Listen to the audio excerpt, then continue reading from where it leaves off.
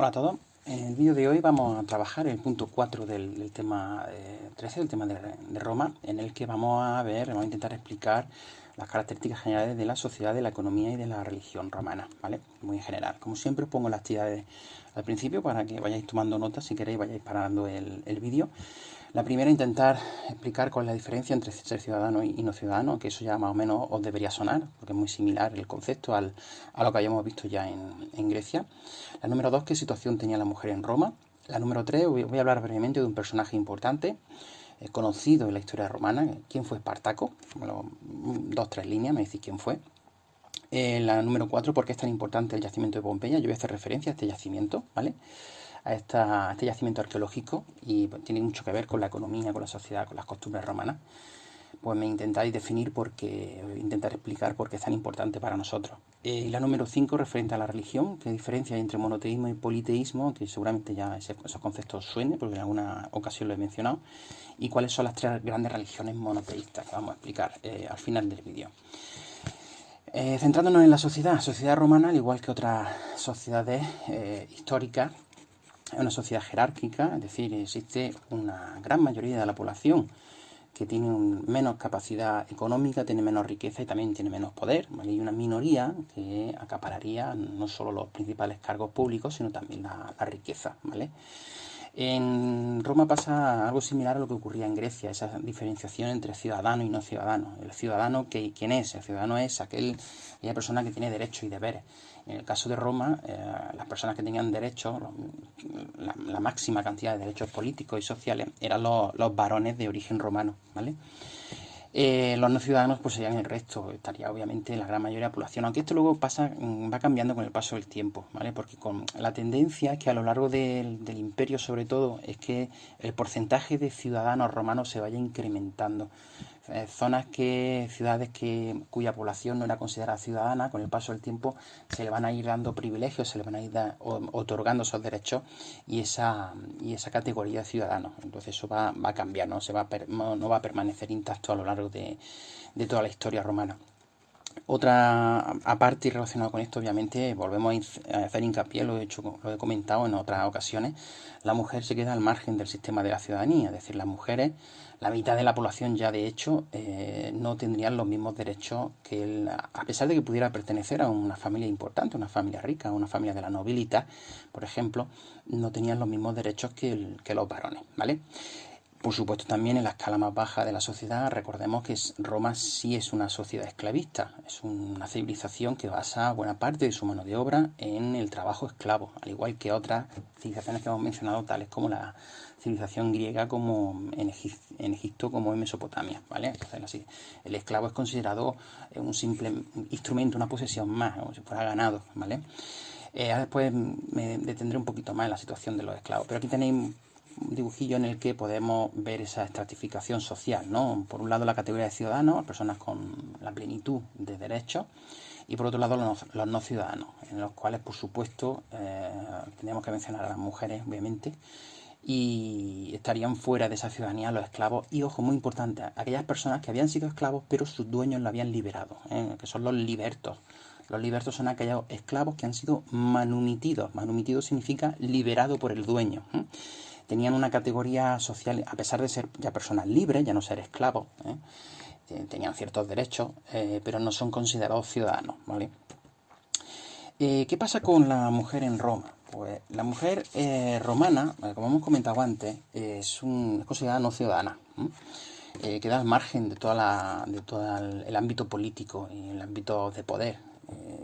Es cierto que en Roma la mujer también tenía cierta independencia, no es como por ejemplo en épocas más recientes en el que, bueno, la situación de la mujer era incluso peor. No voy a decir que la libertad femenina en Roma era como la actual, ni mucho menos, pero sí es cierto que, por ejemplo, tenía una educación similar a la del varón, ¿vale? Similar, no quiere decir igual, ¿vale? Podía acceder a ciertos ámbitos educativos. Aunque es verdad que el objetivo de la mujer pues el papel de la mujer va a ser un papel completamente secundario. Ella va a estar siempre vinculada al pater familia. El pater familia es el padre de familia, ¿no? El varón más importante del núcleo familiar, que se encargaba, entre otras cosas, no solo de protegerla y de mantenerla, sino de buscarle un marido. El objetivo del pater familia es buscar un marido a las mujeres de su familia, a su hija, ¿de acuerdo? Esto no quita, obviamente este papel secundario no quita que no hubiese figuras femeninas de cierta importancia. Es decir, la mujer en el ámbito doméstico es la encargada de llevar los asuntos de la casa, llevar los asuntos, incluso en algunos aspectos, del ámbito de los negocios. Es verdad que queda un poco recluida en el ámbito doméstico, en el ámbito de la administración de la casa, pero no quita que no haya mujeres importantes que hayan influenciado y que hayan influido mucho en los varones de la familia, varones de importancia conocidos, ¿vale? E incluso emperadores. Se sabe de mujeres que incluso acudieron al Senado a orar, a hablar. Entonces, bueno, pues sí, es verdad que hay ciertos personajes que nos pueden resultar un poco más interesantes y que rompen con esta idea, ¿no?, que tenemos de la mujer recluida exclusivamente en el ámbito doméstico. Aún así, sigo insistiendo en ese papel secundario de la mujer, ¿vale? La mujer, cuando ya se le encuentra un marido, pues pasa de depender del padre a depender del marido, ¿vale? Aunque sí es cierto, y esto es algo curioso, que esto cuando llega el cristianismo y llega la Edad Media, posteriormente ya se acaba, existe la posibilidad de divorcio, ¿no? Es decir, los matrimonios se podían disolver. Continuando con esa labor de la mujer, se esperaba de que toda mujer tuviera hijos, aunque sí es cierto que no es lo mismo, obviamente no es lo mismo la situación de una mujer de una familia rica que una mujer de una familia pobre. Las ricas, por ejemplo, contrataban a otras mujeres, que se conocían como nodrizas, ¿no?, para amamantar a su hijo y cuidarle a los pequeños, ¿de acuerdo? Y basaban su vida en, como he dicho antes, en administrar la casa, ¿de acuerdo? En administrar el ámbito el ámbito doméstico. Conocemos bastante información sobre la situación de la mujer, incluso se conservan, esto obviamente lo que he puesto aquí no es una pintura de época romana, esto es una reconstrucción posterior, ¿no?, para que podáis ver cómo era más o menos la forma de vestir de las mujeres más adineradas.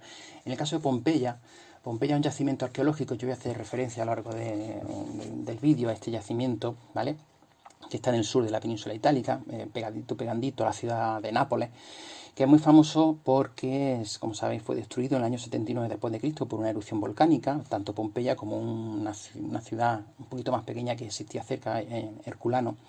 Y esa erupción volcánica lo que hizo fue cubrir el yacimiento, cubrir la ciudad, mejor dicho, por una capa de ceniza, ¿vale?, que conservó de manera espectacular los restos. Entonces, cuando se empezó a investigar a finales del siglo XVIII, las primeras excavaciones han continuado, incluso hoy en día siguen, ¿vale?, es tanta la información que nos ha otorgado, pues que conocemos muchos detalles de la vida de los romanos gracias a este yacimiento. Y entre otras cosas, las pocas pinturas que se conservan, ya hablaremos del arte en el próximo vídeo, pero las pocas pinturas que se conservan de Roma son las pinturas de Pompeya. En esas pinturas de Pompeya pues se ven pues no solo referencia a los dioses y tal, sino también a la vida cotidiana, es decir, son decoraciones de las casas y se ve, pues, por ejemplo, en este caso estamos hablando de la mujer, pues se ven imágenes de mujeres representadas, de cómo podía ser el día a día, una esclava, por ejemplo, aquí tenéis, ¿vale?, las mujeres de la casa realizando cuestiones de trabajando costura, ¿vale? Y gracias a este yacimiento, que como digo voy a hacer referencia en varias ocasiones, pues conocemos muchos detalles, y además detalles curiosísimos que nos llaman muchísimo la atención, ¿vale? Por ejemplo, en el ámbito de los esclavos, es decir, los esclavos como he comentado antes, es un instrumento, es decir, se le consideraba un animal pero que hablaba.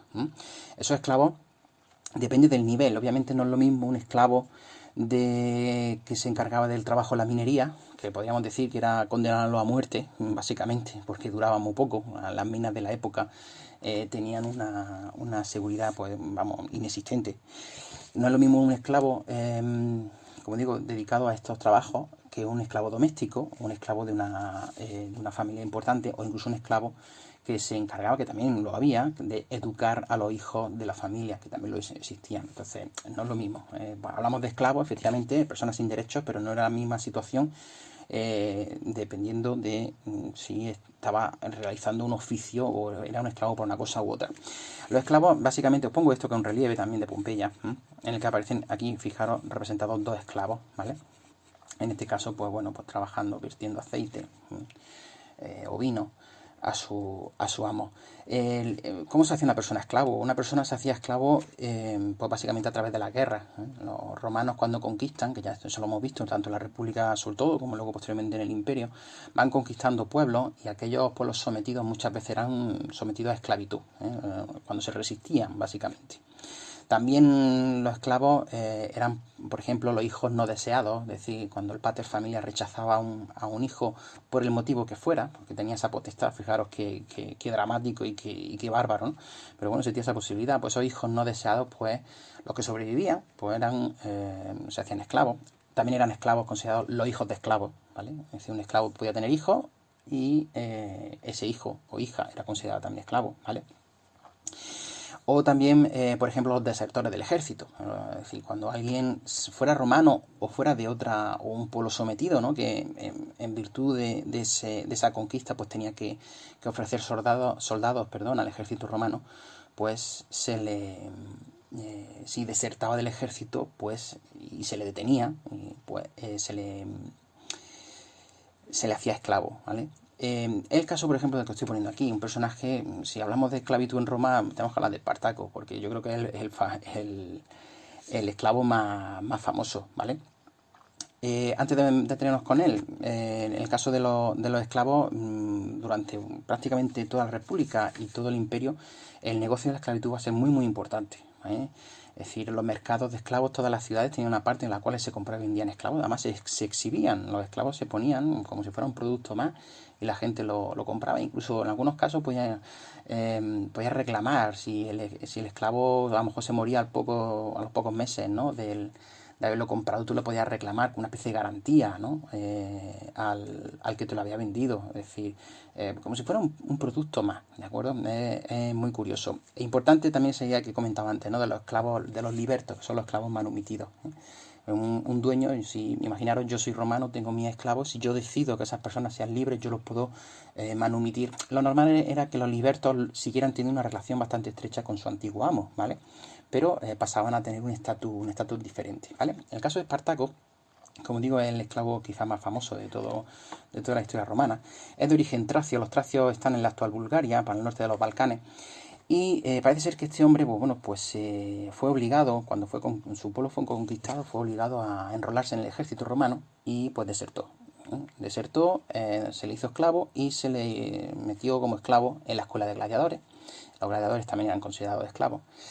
¿Y por qué es famoso? Porque se rebeló, se escapó con otros compañeros suyos y logró hacerse un ejército de gladiadores, un ejército de esclavos que habían huido, ¿vale? Se llegó a aproximadamente más 100-120.000 esclavos, formar un ejército y fue un auténtico quebradero de cabeza. Es decir, su rebelión fue en torno al 70 y tanto antes de Cristo, se piensa en torno del 73 al 79 antes de Cristo, e incluso tuvo varias victorias, que fue capaz de vencer a las legiones romanas en varias ocasiones. Es decir, organizó un ejército, se equipó, primero de bastante mala manera, pero luego poco a poco se fue equipando mejor, ¿vale? Y venció varias batallas. El problema es que luego finalmente porque su objetivo era huir de la península itálica, ¿vale? Ir por los Alpes, pero luego fueron hacia el sur, encontrándose varias veces con el ejército romano. Finalmente fue vencido en el sur de Roma. Realmente no se llegó a identificar quién fue, porque no se sabe exactamente si murió, si fue uno de los que luego fue castigado. Porque claro, de ese ejército tan grande que llegó a conseguir, pues solo se consiguió, algunos poquitos escaparon, pero se calcula que solo 6.000 sobrevivieron después de todas las batallas, y fueron esos 7.000 esclavos, antiguos esclavos, fueron hechos prisioneros y todos se crucificaron, ¿vale? Entonces no se sabe si Espartaco fue uno de esos crucificados o murió antes, yo creo que escaparse no se escapó, ¿vale? Pero esto es muy famoso. En el cine ha habido varias películas que se han hecho en torno a su vida, una muy famosa, que tiene ya unos cuantos años, ¿vale? Y hace relativamente poco se hizo una serie bastante violenta y bastante explícita, o sea que no la recomiendo que la veáis todavía, pero bueno, hay material cinematográfico interesante sobre este personaje, porque ha sido un personaje muy, muy atrayente, ¿no? A lo largo de la historia. Desde el punto de vista de la economía, muy rápido, Roma como civilización antigua basa fundamentalmente en la agricultura, la minería. La minería, especial hincapié en la península ibérica. La península ibérica en estos momentos que estamos viendo en la antigüedad es un auténtico paraíso minero. Hoy en día ya no, casi todo se ha agotado. Pero los romanos y antes los cartagineses, recordemos, los fenicios también, habían venido a la península atraídos por esos metales, entre otros, por ejemplo, plata. Había abundantes minas de plata. Imaginaros, muchas de las monedas acuñadas en Roma durante el imperio son monedas hechas con plata, no voy a decir española, pero con plata hispánica, ¿vale? También la producción artesanal, perdona, aquí hay un pequeño error, y también el comercio. No hace falta tampoco hacer mucho hincapié porque es muy parecido, muy importante el comercio. Recordemos las calzadas romanas que se utilizaban para ese tránsito no solo de las legiones, como ya comentaba, del ejército, sino también, por supuesto, de los productos, de esos bienes que se iban produciendo en distintas partes del imperio. Eso nos ha permitido rastrear productos pues, prácticamente de cualquier punta del imperio en la otra punta, ¿de acuerdo? Como podéis observar, aquí en la península ibérica tenía mucha producción minera, plata, incluso en algunas zonas oro, hierro, estaño, etcétera, etcétera, ¿vale? También había producción, si os acordáis que dijimos en Grecia la trilogía mediterránea, ¿no? Trigo, vid y olivo, en Roma sigue trabajándose, sigue siendo uno de los sectores más importantes, esos tres productos, ¿vale?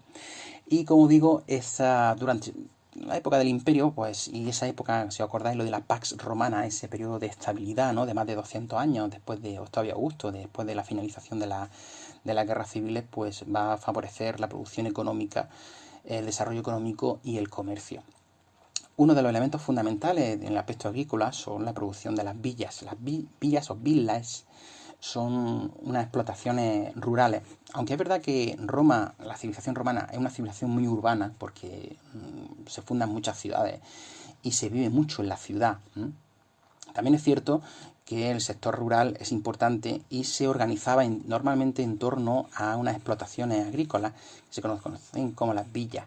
Las villas realmente son pequeños trocitos de una ciudad romana, es decir, porque se intentaba imitar las comodidades de la ciudad, pero en una pequeña explotación rural, ¿vale? Hoy en día, por ejemplo, en España se han encontrado montones de villas romanas, restos de villas romanas, ¿vale? En zonas rurales, e incluso que se pueden visitar los restos y han salido cosas bastante interesantes. Quizás, si a lo mejor lo vemos así a bote pronto, parece un cortijo andaluz, ¿no? Hombre, no podemos tampoco compararlo, pero podríamos, para entenderlo, quizás nos serviría de modelo. Una explotación, como digo, con distintos edificios, ¿vale? Destinada a cultivo, ganadería, producción artesanal también, etcétera, etcétera, ¿vale? Y en esas dependencias, pues obviamente vivían los dueños y en esas dependencias pues se intentaba imitar un poco la vida en la ciudad. Podía tener a lo mejor sus propios baños, podía tener también decorado un poco a modo urbano. Esto que os pongo aquí es una maquetilla.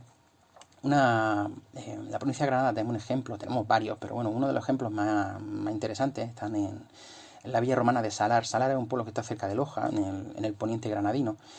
Y pues bueno, se han encontrado restos bastante interesantes y se piensa que esto sería una reconstrucción hipotética de lo que podría ser, hasta el punto de que incluso se han conservado unos mosaicos en el suelo muy bonitos, muy interesantes y de un tamaño bastante importante. Se puede visitar, es un yacimiento que se puede visitar, fijaros la importancia que puede tener esto, ¿vale?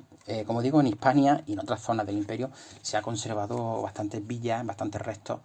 Y cuando se han hecho alguna obra, se ha construido un edificio, o se ha construido una carretera, pues es muy habitual encontrarse restos de estas explotaciones, ¿vale? Y he comentado antes la importancia del yacimiento de Pompeya. ¿Por qué? Porque este yacimiento, esto es la Pompeya actual y esto es el famoso volcán Vesubio. El volcán Vesubio, en el año 79 después de Cristo, erupciona. Hay que imaginarse el volcán como una montaña, pero después de esa erupción, pues fijaros el hueco que le queda, ¿vale? Es un volcán que sigue activo. Como digo, la ciudad de Nápoles, que es una ciudad de más de 1 millón de habitantes, está muy cerquita, ¿no? Es curioso, ¿no?, que haya una ciudad de 1 millón de habitantes cerca de un volcán activo. Los romanos no sabían que eso era un volcán. Es más, es que la palabra volcán no viene del latín. Ellos no tenían ni siquiera una palabra para nombrar eso. Entonces, parece ser que antes de esa fecha, el 79 después de Cristo, hubo unos cuantos terremotos que hoy en día, con el conocimiento en geología que tenemos, sabemos que era un adelanto de lo que luego sería la explosión, o sea, la erupción. Hoy sabemos que esos terremotos previos de los años anteriores, que incluso derribaron algunos edificios y tuvieron que hacerse algunas obras de reconstrucción y tal en la ciudad, sabemos que era un adelanto, es decir, que se estaba preparando para lo que luego iba a ocurrir. La explosión del volcán del Vesubio realmente no es esa imagen que tenemos típica del volcán echando lava, ¿vale? Eso fue sobre todo una una explosión piroclástica de ceniza. Es una mezcla de gases, ceniza y roca. Cuando se produce esa explosión, claro, los romanos, los pompeyanos no saben lo que es. Entonces ven que la montaña ha explotado, ¿eh? Ellos consideran que puede ser a lo mejor algo relacionado con los dioses. Entonces muchos huyen, pero otros muchos buscan refugio en sus casas. Y eso fue el gran error. Aquellos que se quedaron en Pompeya a los pocos 2-3 días, ¿vale? La lluvia de ceniza y una nube piroclástica, que es una nube, como digo, una mezcla de gases, de ceniza, tóxica, por ejemplo, por supuesto, cubrió la ciudad. Y todos aquellos pues murieron, ¿vale?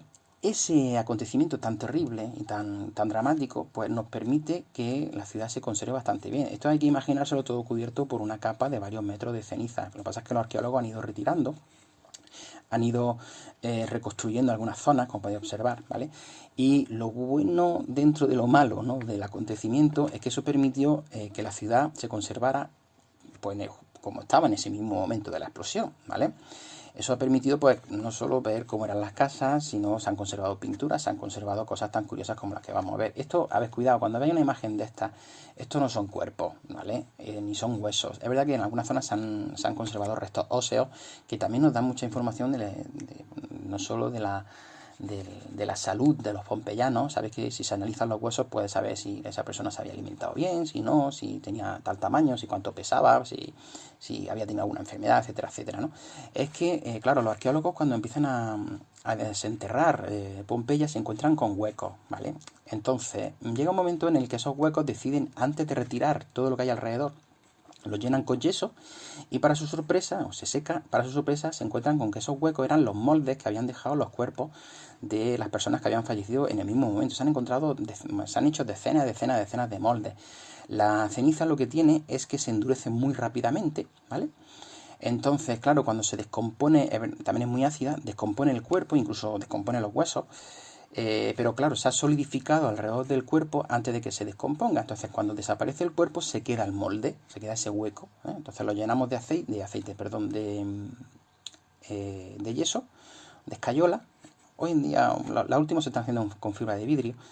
Y encontramos esos moldes tan curiosos, es decir, cómo estaban en ese momento, ¿vale? Entonces han dado información muy muy interesante. Si algún día visitáis Pompeya, hay una zona que está dedicada a esto y te puedes encontrar esas imágenes, parecen estatuas, ¿vale? De los antiguos pompeyanos. Es muy interesante, a la vez de bastante, como he dicho antes, bastante dramático, porque vemos, es decir, incluso se pueden ver los rostros, como las expresiones que tenían en ese momento de morir. Vamos, bastante, como digo, bastante curioso, ¿no? Y al mismo tiempo, como digo, dramático. También Pompeya nos ha dado información relacionadas a las costumbres relacionadas con la sociedad y la economía, ¿no? Hay de las pocas pinturas que se conservan de época romana son las de Pompeya. Gracias a esto se han encontrado pues pinturas que reflejan ámbitos de la vida cotidiana, como por ejemplo, fijaros que una persona comprando pan. Se han encontrado incluso esos panes, claro, quemados, y al quemarse pues se han conservado. Fijaros, esto es un pan de Pompeya, ¿no? Es decir, un pan con 2000 años prácticamente de antigüedad. Lo que pasa es que ha sido quemado y se ha convertido pues casi en un trozo de carbón, ¿vale? Carbón no mineral. Y nos han permitido saber, pues, gracias no solo a la pintura, sino a lo que se ha encontrado, pues, cómo hacían el pan los pompeyanos. Quien dice pan dice otras cosas, ¿vale? Otras cosas. Yo lo que te pongo siempre a modo de curiosidad, ¿no? También para que nos da a entender un poco cómo era la vida cotidiana del romano y cómo los romanos tienen una consideración distinta a la nuestra de la intimidad, ¿vale? Son las letrinas. Las letrinas es el sitio donde se hacían las necesidades, ¿no? Y esto hombre, cada casa podía tener su propia letrina, como podéis observar, ¿no? Y fijaros cómo lo utilizaban para limpiar, ¿no? Sino que en los sitios públicos, en las tabernas, ¿vale? En los baños, pues había zonas de letrina, y como podéis observar no estaban separadas. Es decir, tú podías hacer tus cosas y a tu lado había otra persona, y mientras tanto pues echabais un ratico hablando de vuestras cosas, de vuestros negocios, etcétera, etcétera, ¿vale? La forma de limpiarse, pues agua, una esponja, y ya está. También se han conservado tabernas en Pompeya, ¿vale? Fijaros, estos huecos servirían para ahí guardar los distintos vinos o aceites. Esto sería una reconstrucción, ¿vale? Fijaros que tal y como estaba la ciudad, tal y como estaba en ese momento, ¿eh? La vida de los romanos también, los romanos pudientes, muy famosos los banquetes, que también en Pompeya se han encontrado, o sea, los restos de las casas, se ven esas estructuras de camas, ¿no? Que dispuestas de esta manera. Los romanos eran grandes amantes del buen comer. Y los banquetes no es que lo hicieran todos los días, pero siempre que se celebraba algo, pues se hacía un banquete. Y la forma de comer, pues fijaros, era estar tumbado, y la zona de en medio, pues las mesas con los manjares, con las cosas de comer, y los esclavos, pues bien bailando, tocando, sirviendo, ¿de acuerdo? Cuidando de su dueño. Otro elemento, cuidado, esto no es Pompeya, pero otro elemento relacionado con la sociedad es la forma en que pasaban, es decir, cómo se divertían los romanos, ¿eh? Y una de sus principales diversiones, es cierto que hay algunos aspectos que los copian de los griegos, por ejemplo, los teatros. El teatro en Roma también es importante, hablaré de eso cuando hablemos del arte. Pero sobre todo los romanos tenían unos divertimentos bastante más violentos que los griegos, ¿vale? Es verdad que también les gustaba el teatro, pero sobre todo los romanos les van a gustar, como digo, las representaciones de lucha y lucha a muerte en muchas ocasiones. Esto es como digo, cuidado que esto no es Pompeya, ¿vale? Esto es Roma, esto es el Coliseo, ¿vale? El Coliseo es un anfiteatro. Anfiteatro, si os dais cuenta, realmente son, aunque también lo veamos en el arte, son dos teatros uno encima de uno enfrente de otro. Es decir, es un teatro doble, ¿vale? Esto se asemeja mucho a los actuales campos de fútbol, ¿vale? Hay que imaginárselo todo esto cubierto. Estas serían las zonas de los sótanos, ¿vale? De los cuales se guardaban las bestias, se guardaban los animales salvajes, había trampillas que se utilizaban en los espectáculos, ¿vale? Esto es el Coliseo por fuera. Son espectáculos violentos, los cuales los gladiadores, también, por supuesto, esclavos, luchaban en muchas ocasiones a muerte. Es verdad que también había anfiteatros en otras ciudades, y en muchas ocasiones los gladiadores pues hacían más que a muerte, era un espectáculo. Entonces luchaban a lo mejor con espadas de madera, un poco para divertir a la gente. No siempre tenía por qué ser, como digo, lucha a muerte. Aunque es verdad que en el Coliseo romano lo normal era que sí, no solo luchas de gladiadores, sino también luchas de contra bestias, contra tigres, contra leones, ¿de acuerdo?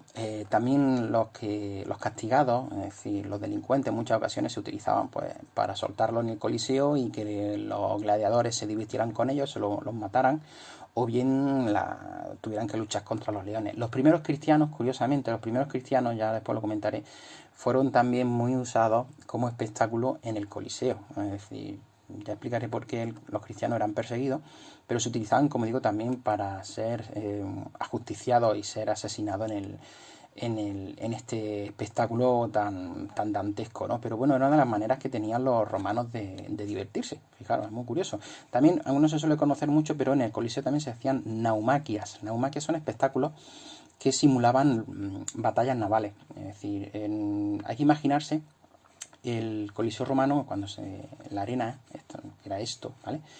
Normalmente se ponían pues un poco de atrezo, se hacían unas construcciones temporales, ¿no? Para simular batallas, y una de las que más llamaba la atención era que en las naumaquias, en las cuales se inundaba el foso, se inundaba la arena, ¿no? con una pequeña cantidad de agua, y se metían barcos y se simulaban esas batallas navales, batallas a lo mejor que habían existido en Roma, en la historia romana. Otra forma de divertirse y de entretenerse eran las termas, ¿vale? Las termas, los baños romanos, que no solo se utilizaban para asearse, no todo el mundo podía tener un baño en su casa, las familias más importantes sí, ¿vale? Pero en el caso de los romanos les gustaba mucho ir a la terma, ir a los baños. Era una forma más de echar el rato, no solo eso, sino de relacionarse con los amigos. Como digo, no es con la idea de voy y me ducho y me baño, ¿no? Sino que voy, obviamente me lavo y me limpio y tal, pero también echo el día, incluso puedo hacer deporte, porque las termas en muchas ocasiones tenían zonas para hacer ejercicio, luego te iba. Es más bien como una especie de medio gimnasio, medio spa, más que un simple baño en el que ir para lavarse. Las termas suelen tener varias partes, aunque las más importantes suelen ser el frigidarium, el tepidarium y el caldarium.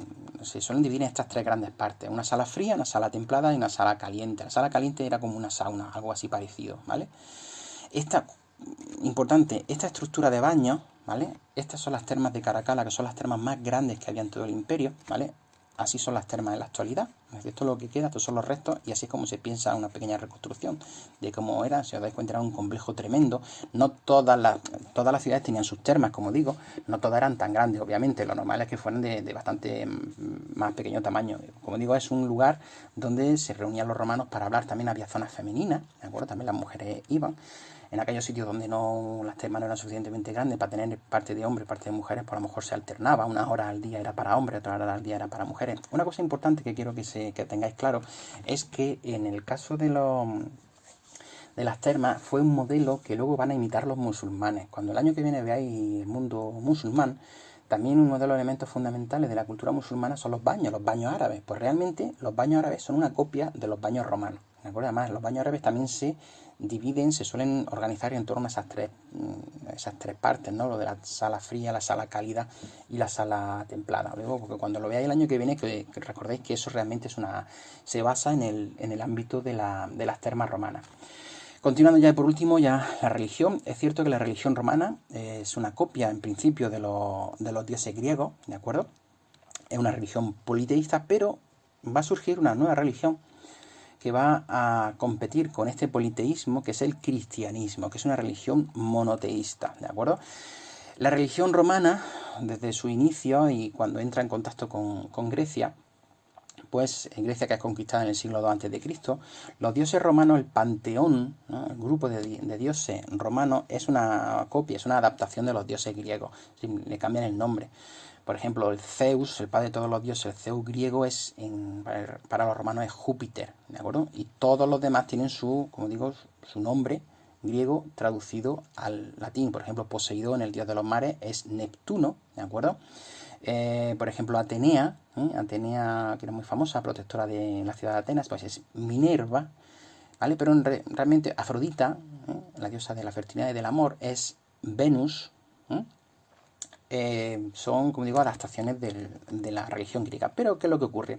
Pues que va a surgir una religión nueva que va a entrar en competición con esta religión politeísta. Y el origen de esa religión va a estar en una pequeña provincia que va a ser conquistada también por los romanos, y va a ser provincia romana, que es Judea, que es esto de aquí. En Judea existía antes de la aparición del cristianismo y antes de la llegada de los romanos, existía una religión, que es el judaísmo, que es una religión monoteísta.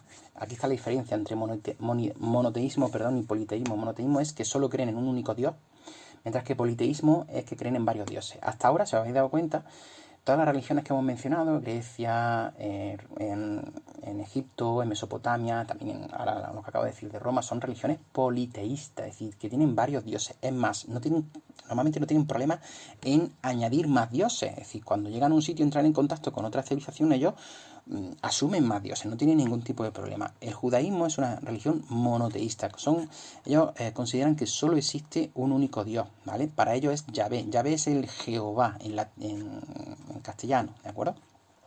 Tienen un libro sagrado, otra diferencia con respecto a las religiones anteriores, que no tenían libros como tales, libros sagrados, que es la Torá. La Torá es una parte de la Biblia. Si os suena algo las partes que tiene la Biblia, Antiguo Testamento y Nuevo Testamento, pues en el Antiguo Testamento hay una parte que se llama el Pentateuco. Pues el Pentateuco de los cristianos es la Torá de los judíos, que es su libro sagrado en el que habla de todos sus ritos y tal, ¿no? El idioma judaico es el hebreo, que hoy en día se sigue hablando, ¿vale? No solo en Israel, sino por parte de los judíos existentes en todas partes del mundo. Y su templo típico es la sinagoga, mientras que el de los cristianos será, como sabéis, la iglesia. Existen elementos en común con el cristianismo, porque realmente son religiones emparentadas, no solo porque comparten parte de su libro sagrado, sino que muchas de las tradiciones y de las bases del judaísmo y del cristianismo coinciden, ¿vale? Incluso algunos profetas también. El cristianismo también, como digo, surge en Judea también, dentro del ámbito del judaísmo, y también es una religión monoteísta, ¿de acuerdo? En el que solo creen en un único Dios, tienen un libro sagrado que es la Biblia. Y ahí está la diferencia con el judaísmo. Ellos beben del judaísmo, pero realmente es una religión distinta, de ahí el nombre de cristianismo, porque se basan en la idea de la existencia de un Mesías, que significa literalmente, significa ungido, ¿vale? que ese Mesías, como conocéis, es Jesucristo. Aquí no voy a hablar obviamente ni de milagros ni nada de eso, estoy hablando del cristianismo como aspecto histórico y de Jesucristo como personaje histórico, no como persona. Es decir, aquí no voy a hablar de religión, ¿de acuerdo? Como tal, voy a hablar de la religión desde un punto de vista histórico. La propia palabra Cristo, simplemente a modo de curiosidad, significa Mesías en griego, ¿de acuerdo? Y el cristianismo poco a poco, una vez que se produce, ¿no? Si aceptamos la versión tradicional del Calvario, la muerte del profeta Jesús, pues se produce un incremento de esa importancia de la religión cristiana, ¿eh? Es decir, de su origen aquí, ¿vale? Se va a ir extendiendo por distintas zonas del imperio. Además, va a ser una religión muy atrayente para las capas más desfavorecidas de la sociedad, incluso para los esclavos. Muchos esclavos van a ser los primeros cristianos. Y poco a poco se va a ir extendiendo una religión muy atrayente, que se habla de salvación, es decir, de la vida del más allá y tal, una religión también en origen bastante más simple que la religión politeísta romana. Lo único que pasa es que, claro, hemos dicho que los romanos, al igual que otras civilizaciones antiguas, asumían otros dioses, ¿vale? Entonces, ¿por qué los cristianos en su origen no van a ser aceptados por los romanos? Incluso van a ser perseguidos. Por eso pongo esta imagen, ¿no? Muchas veces los primeros cristianos eran pastos de esos espectáculos horrendos en los cuales eran sacrificados por esas bestias, por gladiadores, ¿no? Para el divertimento de los ciudadanos del imperio. Básicamente no se tolera esta religión en sus inicios porque el cristianismo, como digo, es una religión monoteísta que no reconoce la existencia de otros dioses, ¿vale? Entonces, claro, eso es uno de los motivos por los cuales no se puede asumir. Los romanos podían asumir una religión que no reconocía los dioses que ellos ya consideraban que existían. Y aparte también, los romanos tenían el culto al emperador. Y los cristianos estaban en contra de ese culto al emperador. Ellos consideraban que solo podía haber el culto para ellos el Dios verdadero, ¿de acuerdo? Para Dios. Entonces, eso provoca que los cristianos en un primer momento no sean reconocidos e incluso sean perseguidos. Esto es lo que hace que los primeros templos cristianos son subterráneos, son catacumbas. Es muy curioso, se han encontrado muchos restos de templos cristianos, pero bajo tierra. Es más, en un pueblo cercano a Granada capital, en Las Gavias, esto no es de Las Gavias, ¿vale? Hay unas pequeñas catacumbas, un baptisterio paleocristiano, muy curioso, muy interesante, ¿de acuerdo? Además, incluso es complicado, pero bueno, se puede visitar y se puede entrar dentro. Esas catacumbas, como digo, son zonas subterráneas en las cuales los cristianos se reunían, claro, era una religión prohibida, se reunían para realizar sus ritos, incluso se realizaba su enterramiento. Entonces esas catacumbas estaban decoradas por figuras, por ejemplo, fijaros Cristo, ¿vale? Por figuras y por pinturas con escenas bíblicas, ¿no? También se enterraban con huecos para los enterramientos, también realizaban su rito. Fijaros, esto es un altar, se oficiaba una misa, ¿vale? Pero todo esto va a cambiar cuando, el cristianismo va haciéndose cada vez más importante. Entonces, esto lo que provoca es que se aumente el número de seguidores. Llega un momento en el que el mundo romano lo va a tolerar. El emperador Constantino, en el 313 después de Cristo, establece el Edicto de Milán, que se conoce como el Edicto de la Tolerancia, en el que se legaliza el cristianismo, es decir, deja de ser una religión perseguida. Eso permite ya a los cristianos poder realizar sus cultos libremente. Luego, finalmente, unos años más tarde, en 380 después de Cristo, el emperador Teodosio proclama el cristianismo como una religión oficial. Es decir, fijaros si había adquirido importancia, hombre, tarda casi 4 siglos, ¿vale? En adquirir esa importancia, pero finalmente es reconocida como la religión oficial del imperio. Eso provoca que la religión politeísta anterior, la de Zeus, Júpiter, Minerva, Venus, etcétera, etcétera, pues se prohíba, ¿de acuerdo? ¿Qué permite esto? Pues permite que los cristianos puedan empezar a construir sus templos pues de manera pública, de manera oficial, es decir, ya no tengan que estar debajo tierra, ¿eh? Esto es lo que permite, por ejemplo, la construcción de la primera iglesia romana, que es San Juan de Letrán, que es esta. Fijaros, esto en comparación con lo que hemos dicho antes, ¿vale? Entonces permite que los cristianos puedan empezar a construir libremente sus templos. Esta imagen que os pongo simplemente un poco a modo de curiosidad y un poco para que os sirva también para el año que viene. Las 3 grandes religiones monoteístas y 3 símbolos relacionados con ellos. A la derecha tenemos el símbolo de la estrella de David, ¿vale? que es uno de los símbolos del judaísmo. Recordad esa religión que hemos comentado antes, que es la más antigua de las religiones monoteístas. Esa estrella de David era el rey David, un rey que aparece mencionado en la Biblia, ¿no? Uno de los reyes de Israel y tal. Por eso es uno de los símbolos más importantes para el judaísmo. El símbolo de la cruz, ¿vale? Que es el símbolo cristiano por excelencia, ¿de acuerdo? Cuidado, lo de la crucifixión, ese aspecto tan importante para el cristianismo que aparece en la Biblia y aparece en las tradiciones cristianas, a pesar de que efectivamente es un símbolo cristiano, pero es esa práctica, ¿no? de tortura y de muerte, era una práctica que se realizaba en la antigüedad desde hacía muchísimo tiempo, ¿vale? Antes comentaba cuando he dicho Espartaco, pues Espartaco bastante tiempo antes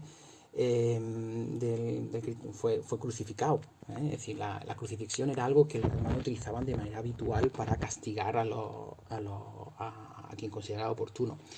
Y la otra tercera gran religión monoteísta, ojo, muy posterior, esto hasta el año que viene no vaya a ver, que es porque surge en la Edad Media, surge en el siglo VI después de Cristo, sexto, séptimo después de Cristo, es la media luna, que hace referencia al Islam. Esas son las tres grandes religiones monoteístas, ¿no? Que creen en un único Dios.